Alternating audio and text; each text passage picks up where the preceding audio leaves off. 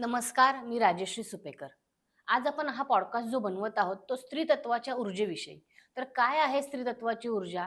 जाणून घेऊया तिचे रहस्य. द एनर्जी वेलनेसच्या संस्थापिका एस. अंजली यांच्याकडून. The Energy Wellness presents podcast with S. Angeli. Transform your inner energy. मला सुद्धा आवडेल काय आहे स्त्री तत्व? कारण मी पण आज एक स्त्री आहे, तर मला नक्कीच आवडेल आणि ऑडियन्सला सुद्धा आवडेल. तर पहिलं आपण त्याच्यावर चर्चा करूयात, की नक्की काय आहे स्त्री तत्व, स्त्री ऊर्जा? बरं. माझा द एनर्जी वेलनेस हा एक होलिस्टिक वेलनेसचा प्रोग्राम आहे, ज्याच्या थ्रू मी स्त्री ऊर्जेवर काम करते.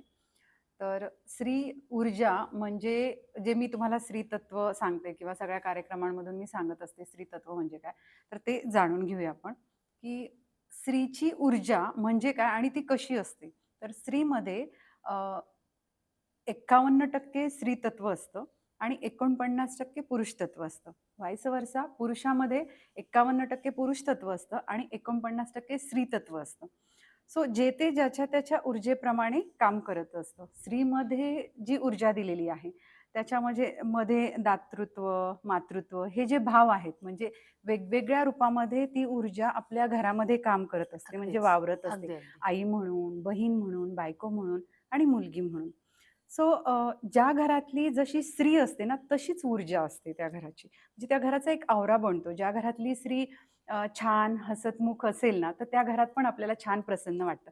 म्हणजे मला इथं सुंदर नाही म्हणायचं, मी तिच्या ऊर्जेविषयी बोलते. तिची ऊर्जा म्हणजे रंगरूप वगैरे नाही, म्हणजे आपण तिची ऊर्जा. बाह्य स्वरूपाशी न बोलता आपण अंतर्मुख स्वरूपाशी बोलतोय. येस, दोन्ही पण म्हणजे शारीरिक आणि मानसिक. हां. तिचं दोन्ही आरोग्य छान असेल, तर तिची सगळी ऊर्जा छान असते. सो तिची ऊर्जा म्हणजे स्त्रीची ऊर्जा जी आहे, तर ती खूप वेगवेगळ्या प्रकारे काम करते. जसं मी सांगितलं, की वेगवेगळ्या रूपामध्ये काम करते आणि आपल्या सनातन धर्मामध्ये किंवा आपल्या भारतीय परंपरेमध्ये स्त्रीला देवीचं स्थान दिलेलं आहे. अगदी. म्हणजे आपण तिची पूजा वगैरे हो, म्हणजे करतो. अनादी काळापासून स्त्रीला जगज्जननीच म्हटलं आहे. अगदी, अगदी. तर मग ते का म्हटले आहे? कारण ती वेगवेगळ्या रूपांमध्ये काम करते आणि करू शकते. म्हणजे जर तिच्यामध्ये दुर्गा आहे, अन्नपूर्णा आहे, तर काली पण तिच्यामध्ये आहे. म्हणजे हे वेगवेगळे अवतार, वेगवेगळे रूप हे म्हणजेच एक ऊर्जा आहे. पण मग ही ऊर्जा आपण कसं म्हणजे ही ऊर्जा आपण कशी जाणून घ्यायची? की कारण की आता सकाळी उठल्यापासून रात्री झोपेपर्यंत ते जे स्त्री काम करते ते रुटीनमध्ये काम असतं. तर मग साहजिक आहे म्हणजे आज मलाही त्या गोष्टीचा कंटाळाच येतो, की उठल्यापासून तेच रोजचं रुटीन. मग त्या रुटीनला कुठेतरी स्त्री कंटाळते. मग ती तिची जी ऊर्जा आहे, ती कुठेतरी डिस्टर्ब होते, कुठेतरी थकते. तर मग तुम्ही ह्याच्यावर काय सांगाल? की कशा पद्धतीने त्या स्त्रीनी स्वतःला त्या ऊर्जेशी स्थित ठेवलं पाहिजे? स्त्री ऊर्जा जी मी म्हटलं, की अनंत आहे. तर ती अनंत ऊर्जाला ट्रान्सफॉर्म करणं ही खूप वेगळी गोष्ट आहे आणि पुरुषांमध्ये तुलनात्मक जर बघितलं गेलं तर कमी ऊर्जा आहे. कारण ते जे मी म्हटलं, की मातृत्व भाव किंवा दातृत्व हे सगळं जे आहे ते स्त्रीमध्ये आहे. सो तिने आधी तिच्यामध्ये परिपूर्ण व्हावं. म्हणजे माझा काही स्त्रियांना शिक्षण किंवा करियर करायला विरोध आहे असं अजिबात नाही. कारण मी पण स्वतः ते काम करतेच आहे. पण तिने आधी पूर्ण स्त्री बनलं पाहिजे. मग वकील बन, डॉक्टर बन, इंजिनियर बन. इथे जर तर परिपूर्ण असली ना तू, तरच तिथे तू परिपूर्णतेने काम करू शकशील. पण जेव्हा ती त्या पुरुषाची बरोबरी करण्यासाठी मी डॉक्टर होईल किंवा मी वकील होईल, मी हे होईल, मी ते होईल. मग ती इकडेच पूर्ण नसते, त्याच्यामुळे ती तिकडं पूर्ण देऊ शकत नाही आणि मग होतं काय, की तिथला स्ट्रेस म्हणजे कामाचा स्ट्रेस आणि एक तर घरातल्या जबाबदाऱ्या असतात. म्हणजे आज कितीही मोठी स्त्री काही झाली, कमावणारी जरी झाली, तर तरी घरी जबाबदारी जबाबदारी टळतच नाही. म्हणजे टळतच नाही. घरी स्वयंपाकाला जरी एक दुसरी स्त्री ऊर्जा काम करत करतीये, असते. हो. तर तिला सांगण्याचं, इन्स्ट्रक्शन देण्याचं कामही हिलाच करावं लागतं. Yes, yes. इव्हन आल्यावर ऑर्डर जरी करायचे, तरी ते काम हिचंच असतं. हिचंच असतं. ठीक आहे. बरोबर. तर मग असं दोन्ही ठिकाणांवर करण्यासाठी तर तिला तिची ती ऊर्जा मेंटेन ठेवणं गरजेचं असतं. त्यासाठी सगळ्यात आधी तिला स्वतःला जाणून घेणं महत्त्वाचं आहे. सो द एनर्जी वेलनेसमध्ये आम्ही काय करतो, की आधी तुम्हाला जाणीव करून देतो तुमच्यातल्या स्त्री ऊर्जेची आणि ओके. मग तुम्हाला त्या परिपूर्णतेकडे घेऊन जायचा प्रयत्न करतो. आता हे प्रत्येकाचं ह्याच्यानुसार झालं. म्हणजे तिला जितकी जाणीव आहे तितकं. स्त्रीतत्वाच्या ऊर्जेविषयी तर आपण जाणून घेतच आहोत. पण त्या अगोदर मला एनर्जी, व्हायब्रेशन्स याबद्दल जास्त माहिती जाणून घ्यायला आवडेल. ठीक आहे. आजकाल सगळीकडेच आपण बरंचसं ऐकतो ह्या सोशल मीडियावर एनर्जी आणि व्हायब्रेशन, ज्याला आपण मराठीतून ऊर्जा आणि कंपनं म्हणू. हो. म्हणजे प्रत्येकच गोष्टीला कंपनं असतात. हे अगदीच. म्हणजे म्हणजे सायन्सनुसार जिथं आता आपण सगळ्यांना माहिती आहे, हां, की बरोबर. कंपनं असतात. तर मग प्रत्येक गोष्टीला कंपनं आहेत. मग ती ऊर्जा आणि तिची कंपनं. मग घरातली जी स्त्री असते, तर ती तिच्या घराची एनर्जी प्रोव्हायडर असते. ओके, म्हणजे सोर्स असते ती तिच्या ओके. घराचा ॲज अ आई म्हणून किंवा घरात जर बायको म्हणून असेल, हो, म्हणजे तर ती सोर्स हो, असते. हो. तर मग तो तो सोर्स जो असतो, की त्याचे जे व्हायब्रेशन्स असतात त्यांनी कामं म्हणजे होतात. आपण ज्याला बरोबर. म्हणतो, की 4-5 प्रकारे एक स्त्री एनर्जी देऊ शकते. अगदी. म्हणजे व्हायब्रेशननी, की जसं ती घरात पुरुष काम करून आला, कामावरून आला आणि जेव्हा ती ते पाण्याचा ग्लास भरून देते, म्हणजे देता का तुम्ही सगळे मला नाही माहिती, पण द्यायला पाहिजे. तर ज्यावेळेस ती ते पाणी देते ना ग्लासामध्ये, तर त्या पाण्यासोबत तिची कंपनं जी असतात, मग त्यावेळेस तिची जी स्थिती असेल म्हणजे पॉझिटिव्ह ऑर निगेटिव्ह, तर ती जी स्थिती असेल, तर त्याद्वारे ती कंपनं देतीये. म्हणजे त्या ऊर्जेची कंपनं देते आणि मग त्याचा तो गोष्टी तशा होणार आहेत. म्हणजे मध्ये मला बदलत इथं असतात. असं म्हणायचंय, की हं. आता सपोज आपण एखाद्या ठिकाणाहून जाऊन आलो, तर कधी-कधी आपल्याला त्या व्यक्तीशी बोलल्यानंतर फार असा लेझीनेस येतो किंवा काही काम करावसं वाटत नाही. तर हे सगळं ऊर्जेमार्फतच होत असतं. Yes, exactly. हा सगळा ऊर्जेचाच खेळ असतो, की आता तू माझ्याशी बोलतीये, येस. मी तुझ्याशी बोलते. तर आपले हे बोलण्यातून सुद्धा कंपनं एकमेकांकडे जात आहे. आपल्या ऑराची पण जे कंपनं असतात ते एकमेकाशी हे होतात. तर माझी जशी मानसिक स्थिती आहे, तर त्याप्रमाणे तुझी हळू बनेल. जर तू ओके. माझ्याशी अजून अर्धा, 1 तास बोलत राहिली तर. अच्छा, म्हणजे म्हणजे म्हणूनच तुझी तुम्ही ऊर्जा, माझी ऊर्जा अशी प्रत्येकाची बघ आपण एखाद्या मोठ्या साधू संताकडे किंवा एखादी खूप छान व्यक्ती असेल किंवा एखादं प्लेझंट पर्सनॅलिटी वाटते आपल्याला गेल्यावर. का बरं? कारण ती व्यक्ती त्या प्रकारचे कंपनं निर्माण करत असते. ओके. म्हणजे थोडक्यात काय तर दादा एनर्जी वेलनेस जो होलिस्टिक वेलनेस हा जो तुमचा ब्रँड आहे, ती स्त्रीच्या शारीरिक आणि मानसिक आरोग्यावरती काम करते. येस. तर त्याचा कसा सांगड घालतात तुम्ही शारीरिक आणि कारण की आता सध्याला स स्त्रियांच्या जे मानसिक आरोग्यावरती जे काही परिणाम होतात, पी-सी-ओ-डी झालं किंवा एन्झायटी हे सगळं आजकाल स्त्रियांना खूप सोसावं लागत आहे. तर ह्यावरती तुमचं एनर्जी वेलनेस कसं काम करतं? हां, तर हा जो होलिस्टिक प्रोग्राम आहे, म्हणजे तो मानसिक आणि शारीरिक दोन्ही ह्याच्यावर काम करतो. तर शरीरामध्ये रोग कधी उत्पन्न होतात? जेव्हा तुमच्या मनामध्ये गोष्टी बिघडतात. मनामध्ये गोष्टी बिघडतात, त्यावेळेस शरीर हळू बिघडतं. म्हणजे मनामध्ये गाठी निर्माण होतात, की अगदी लहानपणापासून, की शाळेत मला हे कोणीतरी बोललं, मला हे रागवलं, मला हे नाही आवडलं. मग लग्न झाल्यानंतर, की मला हिने असं म्हटलं, तसं तर ह्या ज्या गाठी आहेत आपण त्यावेळेस सोडवत नाहीत. म्हणजे प्रॉब्लेम ज्या त्या वेळेला जर तुम्ही सॉल्व्ह केला ना, तर तो बरोबर. असा राहत नाही तुमच्यामध्ये. मग ह्या ज्या गाठी आपण बांधून ठेवतो आणि हळू त्या गाठीचं रूपांतर गाठोड्यामध्ये होतं. अगदी, अगदी. ज्यावेळेस तिथं ते तयार होतं ना, मग हळू शरीरामध्ये ते शरीरावर ते साइड इफेक्ट परिणाम दिसून होतात. येतात. नाही म्हणजे त्या गाठीच तयार होतात शरीरामध्ये. म्हणजे पी जे आहे किंवा थायरॉइड जे आहे हां, सध्या ह्या आता सगळ्या बरोबर. खूप होतंय स्त्रियांना थायरॉइड. तर तो ती मनातली गाठ निर्माण केली म्हणून इथे झालं. जशा म्हणजे स्त्रिया माझ्याकडे येतात, जेव्हा 1 to 1 सेशन्स घेतात किंवा ग्रुप सेशनमध्ये येतात आणि हळू मोकळ्या होतात, बरोबर. की काय झालं माझ्यासोबत? मग त्याचं कारण हे केलं, की प्रत्येक गोष्टीत तिचीच ऊर्जा कारणीभूत असते. ओके. म्हणजे आज तू जरी इथं आहे, तर तू तुझ्या ऊर्जेनुसार आहे. म्हणजे प्रत्येकीची जशी ऊर्जा आहे, तिला त्या ऊर्जेची जशी जाणीव आहे, तिथे ती पोहोचलेली आहे. म्हणजे आज तू कोणती पण एखादी एकदम उच्च पदावरची जर स्त्री बघशील, तर तिच्यातली ऊर्जा आणि माझ्यातली किंवा तुझ्यातली कोणत्याही स्त्रीमधली ऊर्जा, त्यात फरक काहीच नाहीये. फक्त जाणीवेचा फरक आहे. ओके. म्हणजे की ती तिथे पोहोचली कारण तिला तिच्या ऊर्जेची जाणीव झाली, की मी इथपर्यंत माझी ऊर्जा घेऊन जाऊ शकते. ठीक आहे. म्हणजे तुम्ही मला माझी एक्स्ट्राऑर्डिनरी स्त्रियांबद्दल आपण बोलू शकतो, की हां. जसं की राजमाता जिजाऊ आहेत, झाशी हं, ह्या तर सगळ्या पूर्वापारच्या स्त्रिया आहेत. हं, पण आता सुद्धा राजकारणात स्त्रिया आहेतच. हं, हं, प्रत्येक क्षेत्रात आहे. राजकारण नॉट ओन्ली राजकारण, हं. पण प्रत्येक मग त्यांनी त्यांच्या ऊर्जेला त्यांची जाणीव झालेली आहे किंवा येस. त्यांनी त्यांच्या लेव्हलला ते हो, ओव्हरकम हो, केलेलं हो, आहे. हो. ओके. त्यांना जाणीव झाली म्हणजे जिला जितकी जाणीव आहे, तुला जितकी जाणीव आहे तिथपर्यंत तू आहेस. मला जितकी जाणीव आहे तिथपर्यंत मी आहे. म्हणजे माझा हे कार्यक्रम घेण्याचा उद्देशच हा आहे, की प्रत्येक स्त्रीला तिच्या ऊर्जेची जाणीव होऊन एक स्टेप तरी ती पुढे गेली पाहिजे, की अगदी, येस अगदी. मी हे करू शकते. Yes, yes. म्हणजे या कार्यक्रमामधून तिने तेवढं जरी केलं, की हां, माझ्यात ही ऊर्जा आहे, मी पण हे करू शकते. भले ते एक्झॅक्टली ते नाही करणार, पण ती पुढे तरी येईल ते करण्यासाठी.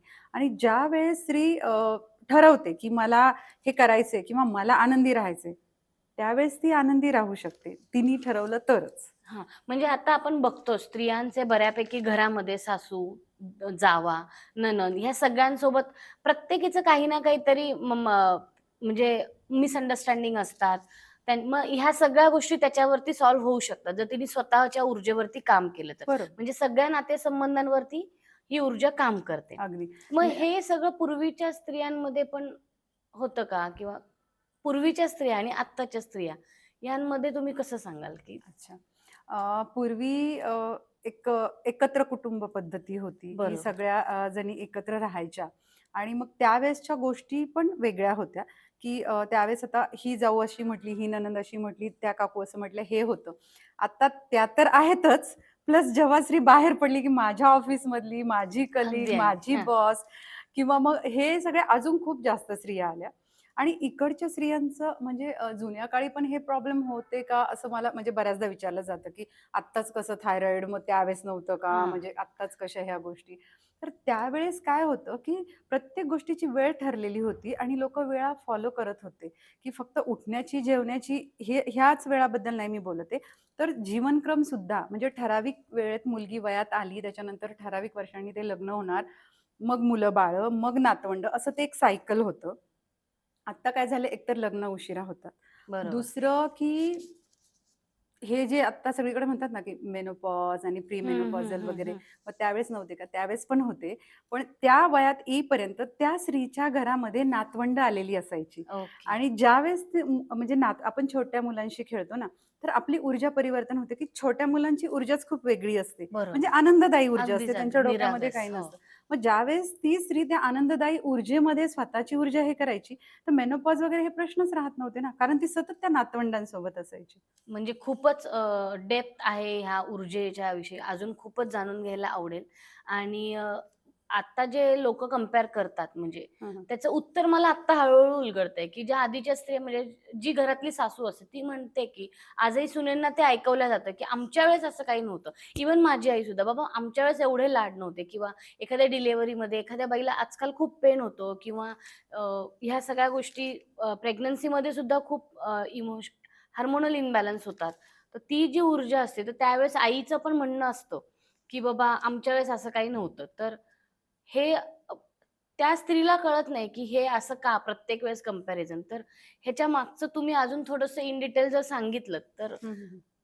आपल्या ऑडियन्सला खूप फायदा होईल आणि त्या नक्कीच तुमच्यापर्यंत पण कनेक्ट होतीलच. अच्छा. तर ही जी ऊर्जा किंवा हे जे वाक्य आहे युनिव्हर्सल, की आमच्या वेळेस असं हां, नव्हतं. हां, हां. म्हणजे हे आई पण म्हणते, सासू पण म्हणते. इव्हन आपण सुद्धा पुढच्या पिढीला हे म्हणणार आहे, की आमच्या वेळेस असं नसतं.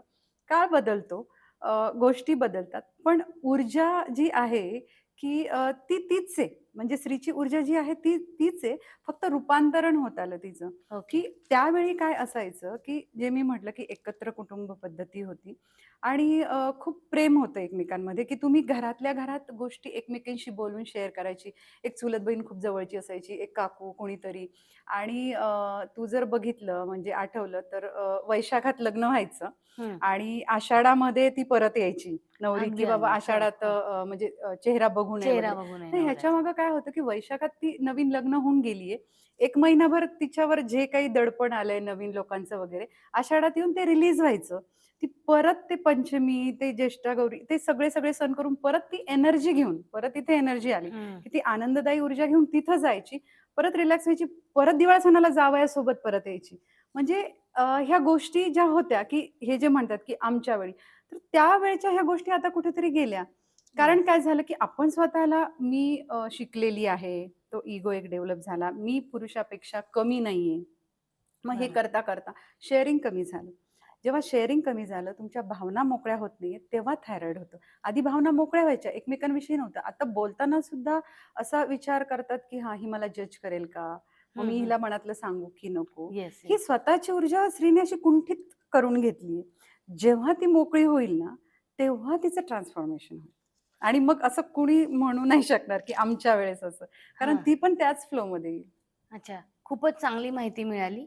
अ, आता मला फक्त एवढं एकच जाणून घ्यायचं आहे, की ह्याचे रिझल्ट्स आपण कितपर्यंत महिलांना मिळतात? आता सपोज एखादी स्त्री आली, तिने तिच्या भावना तर भावना मोकळ्या करणं हे आजकाल लोकांना संकुचित वाटतं. तर ह्याचे रिझल्ट्स कितपत आहेत? ओके. तर सगळ्यात आधी जेव्हा स्त्री स्वतःसाठी काहीतरी करायला तयार होते ना, तिथेच 50% काम झालेलं असतं. म्हणजे माझ्यापर्यंत येईपर्यंत ऑलरेडी 50% तिची ऊर्जा रूपांतरित झालेली असते. कारण ओ. स्त्री स्वतःसाठी कधी स्टँड घेत नाही किंवा बाहेर म्हणजे पडत नाही. जसं की मी माझ्या कार्यक्रमांमध्ये नेहमी सांगत असते, की स्त्री नवऱ्यासाठी एक भाजी करते, मुलांसाठी एक भाजी येस. करते आणि स्वतः त्याच भाजीमध्ये ॲडजस्ट करते. तू तू तरी करतेस का स्वतःसाठी भाजी? नाहीच, नाही. हां. तर मग जेव्हा तुम्ही ह्या गोष्टी करत नाही आणि जेव्हा तुम्ही तयार होता, की येस मला माझ्यासाठी काहीतरी करायचंय, अंतर्मनासाठी किंवा माझ्या मानसिकतेसाठी, शरीरावर ते आपोआप दिसणार आहे. अगदी. जेव्हा स्त्री स्वतःसाठी बाहेर पडते ना, तेव्हाच तिची ऊर्जा रूपांतरित व्हायला चालू होते. म्हणजे की रिझल्ट तर येणारच आहे तुम्हाला. 50%च काम माझं आहे. 50% की तुम्ही बाहेर पडा. म्हणजे मी तर स्त्रियांना सांगते, की कुठेतरी डिस्काउंट आहे, सेल आहे, मग लगेच जाणार. अरे पण स्वतःच्या म्हणजे तुम्हाला इव्हॉल्व व्हायचंय, तुम्हाला स्वतःसाठी काहीतरी चांगलं करायचंय. जेव्हा तुम्ही स्वतःसाठी बाहेर पडणार, तेव्हा 50% तुमच्या ऊर्जेचं रूपांतरण झालेलं असणार माझ्यापर्यंत येईपर्यंत. मला 50%च काम करायचंय, की ठीक आहे, आता तू तयार आहेस, तू बदलासाठी तयार आहेस. तुला तुझ्यातली ऊर्जा जाणीव घ्यायची. मग त्यांच्यासोबत सेशन्स होतात, की नेमकं काय होतंय, कुठे चुकतंय आणि म्हणजे हे तर एक निसर्ग नियमच म्हणेल याला, की प्रत्येकाच्या स्थितीसाठी तो स्वतःच जबाबदार असतो. आता म्हणजे तू हा नियम स्त्रीला आणि पुरुषांना अगदी, दोघांनाही लागू अगदी होतो. सगळ्यांना युनिव्हर्सल. ब्लेमिंग गेम जे काही चाललेलं आहे आता हं, हं, समाजामध्ये तो हं. बंदच व्हायला पाहिजे म्हणजे. हां, अगदी. म्हणजे हां, हे नाहीच आहे असं काय तू तू तुझी ऊर्जा बिघडली आहे म्हणून. म्हणजे जेव्हा ग्रुप सेशन्स असतात किंवा असा, तर स्त्रिया मला म्हणतात, की "नाही हो मॅडम तुम्ही असं म्हणता, पण आमचे हेच असे." हां, अगं बाई तेच तसे नाहीये. तू कशी आधी चेक कर ना. हां. तुला नवरा रामासारखा पाहिजे. ठीक आहे. तो राम होईल कारण पुरुषामध्ये ऊर्जा कमी आहे. त्याला ट्रान्सफॉर्मर पुरुष लगेच बदलतात. तुझ्यामधली अनंत ऊर्जा तू बदलायला तयार आहेस का? तो अगदी. आत्ता राम होईल, वनवासाला जाईल. तू सीता होणार आहेस का? तू नाही बनत ना. तुला सगळं तुझ्या मनाप्रमाणे पाहिजे. मग तू का अपेक्षा करते त्याने राम व्हावं? आपण ही ऊर्जेविषयी जर जाणून घेतच आहोत. आता स्त्री तत्वाच्या ऊर्जेविषयी तुम्ही बरचसं सांगितलं. पण मला इथे एक प्रश्न पडतोय, की ऊर्जा स्त्रीची आहे, पुरुषाची आहे. सगळ्याच ऊर्जेविषयी जर आपल्याला जाणून घ्यायचं झालं, तर आता सध्याला अफर्मेशन, लॉ ऑफ अट्रॅक्शन याचा ट्रेंड सुरू आहे. तर ह्या गोष्टी कितपत काम करतात ऊर्जा ट्रान्सफर होण्यासाठी? खूपच चांगला प्रश्न आहे, की आता सगळं एक खूप असं हे आलेलं आहे, की बाबा मी रोज अफर्मेशन करते, मेडिटेशन करते आणि हे सगळं आणि नवीन पिढीला तर असं वाटतं, की बाबा तिकडून आलेलं आहे, पश्चिमेकडून म्हणजे मग ते खूप काहीतरी वेगळं आहे. हो. पण मला खरंच हे सांगायला खूप आनंद होईल, की हे वेगळं किंवा तिकडून आलेलं असं नाहीये. म्हणजे इव्हन तू मनाचे श्लोक जरी वाचलेस, तरी त्यातही सगळं आहे. इव्हन आपल्या संतांनी पण जे सांगितलेलं आहे, की "ठेविले अनंते तैसेची राहावे, चित्ती असू द्यावे समाधान." अगदी, तर अगदी. हे समाधान म्हणजेच ग्रॅटिट्यूड आहे, की मला आत्ता जी काही गोष्ट भेटलेली आहे, मी त्याच्यात समाधानी आहे. म्हणजे मी त्याबद्दल समाधान व्यक्त करते, मी आनंदी आहे, मी आभारी आहे. अच्छा. हे जेव्हा येतं, त्याच वेळेस दुसरी गोष्ट येते. ह्याला तुम्ही ग्रॅटिट्यूड म्हणता. पण हे तर ऑलरेडी अभंगामध्ये आहे. खूप छान माहिती मिळाली आम्हाला स्त्रीच्या ऊर्जेविषयी आणि स्त्रीनी त्या ऊर्जेशी कसं स्थित राहावं. तर ह्यासाठी सगळेच तुमचं मार्गदर्शन घेतीलच यापुढेही आणि अजून खूप काही गोष्टी मला जाणून घ्यायला आवडेल. तर आपण हे कंटिन्यू सुरू ठेवूयात. हं. ह्याच्या काही लोकं मला प्रश्न करतील, तर आपण पुढे पण ह्याचे कार्यक्रम नक्की करूयात. तुम्हाला अगदी. मी नेहमीच बोलवेल म्हणजे ह्या सगळ्या गोष्टींसाठी. स्त्री ऊर्जा हा एक अनंत विषय आहे. अगदीच. तो एका म्हणजे 20 मिनिटाच्या पॉडकास्टचा विषयच नाहीये तो. नाहीये. स्त्री ऊर्जा बरोबर. तो एक अनंत विषय आहे. त्याचं ट्रान्सफॉर्मेशन हा एक अजून वेगळा विषय आहे. मग ते स्थिर ठेवणं म्हणजे ही एक प्रोसेस आहे. तो एकदाच एका ह्याच्यामध्ये माहिती आपण नाही देऊ शकत. तरी पण मी तर सगळ्या स्त्रियांना असं म्हणेन, की प्रत्येकीने स्वतःची ऊर्जा जाणा आणि ऊर्जावान राहण्यासाठी म्हणजे शरीर मानसिकसाठी तर आपण बरंच करतो. म्हणजे पूजा करतो, मेडिटेशन करतो, हे करतो, ते करतो. पण ते सगळं होण्यासाठी तुमचं शरीर, जे की अगदी. माध्यम आहे त्या सगळ्या गोष्टीचं, त्या ऊर्जेचं. तर शरीरासाठी पण म्हणजे योगा, प्राणायाम हे सगळं, पण वेळच्या वेळी जेवण करत जा आणि पाणी पीत जा. Yes, yes. बिकॉज ती इतकी अंडररेटेड गोष्ट ठेवलेली आहे, की स्त्रीला पण कळत नाही, की आपली चिडचिड का होते आणि मग लक्षात येतं, की अरे 2 वाजले मी अजून जेवलेली नाहीये. जेवलेले नाही. म्हणजे हे बरोबर. मी फक्त गृहिणींचंच सांगते असं नाहीये, की ज्या बऱ्यापैकी चांगल्या पोस्टवर आहेत, ज्या बाहेर पण काम करतात. कधीतरी डेडलाईन आहे, ते सगळं पूर्ण करायचंय आणि त्या ह्याच्यामध्ये लंच मिस होतं, स्किप होतं आणि मग चिडचिड होते आणि मग ती साठत जाते आणि मग ते मानसिक परिणाम, मग त्याचा शरीरावर परिणाम. सो सगळ्या स्त्रियांना मी सांगेल, की आनंदी राहा, पण आनंदी राहण्यासाठी वेळेवर जेवण करा आणि पाणी पीत जा. खूप छान माहिती मिळाली मॅडम स्त्रीच्या ऊर्जेविषयी. एकंदरीत सगळ्याच ऊर्जेविषयी तुम्ही जी काही बऱ्यापैकी माहिती दिलीत आम्हाला ह्या पॉडकास्टमध्ये, ती खूप नॉलेजेबल आहे. त्यासाठी तुमची मनःपूर्वक आभारी आहे. तुम्ही वेळात वेळ काढून आलात. स्त्रियांना मोलाचा संदेश दिलेला आहे. फक्त जाता-जाता तुम्ही एका वाक्यात काय सांगाल ऊर्जेविषयी? ऊर्जेविषयीच तर सगळा पॉडकास्ट झाला, पण मी प्रत्येक स्त्रीला एक संदेश देईल, की स्वतःची ऊर्जा तुम्ही जाणून घ्या आणि त्यासाठी बाहेर पडा.